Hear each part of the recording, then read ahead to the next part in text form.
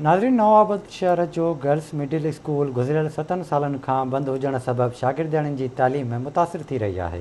इन हवाले से रिपोर्ट करियो आहे मोतीराम।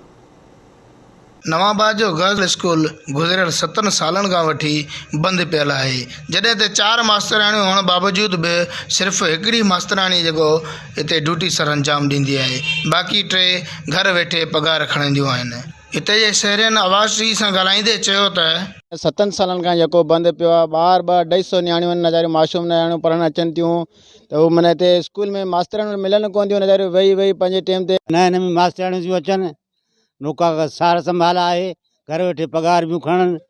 असांजा ॿार जेके आहिनि स्कूल में अचो वेहो वापसि हलिया वञनि।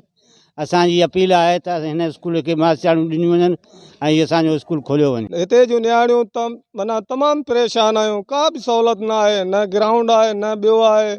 स्कूल में मास्तराणियूं आहिनि कोन, अचनि थी हिकिड़ी अचे थी त हफ़्ते में 2 चकर अचे थी, जंहिंखे पंहिंजो मोबाइल नंबर नथो लिखणु अचे। गुज़िरियल 7 सालनि खां गर्ल्स मिडिल स्कूल नवाबाद जो मुकमल बंदि पियो आहे ऐं एजुकेशन डिपार्टमेंट वॾे दावा कंदा आहिनि त सिंधी तइलीम सुधारे छॾी आहे।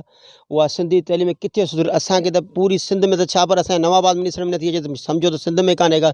नवाबाद जे स्कूल जी हालत इहा आहे त पाणी कोन्हे पीअण लाइ, ॿारनि लाइ जेके प्ले ग्राउंड आहिनि उहो प्ले ग्राउंड कोन्हे को। उन जे बावजूदि जेके मास्तराणियूं अचनि थियूं, 4 जेके मास्तराणियूं मुक़ररु आहिनि, उन मां सिर्फ़ु हिकिड़ी मास्तराणी हफ़्ते में 1 ॾींहुं या 2 ॾींहं। हिननि सिंध सरकार ऐं वॾे वसवारनि खे अपील कई आहे तइलीमी निज़ाम दुरुस्त करे ऐं बेचैनी ख़तमु कई वञे। कैमरामैन टीम सां गॾु मोतीराम, आवाज़ TV न्यूज़।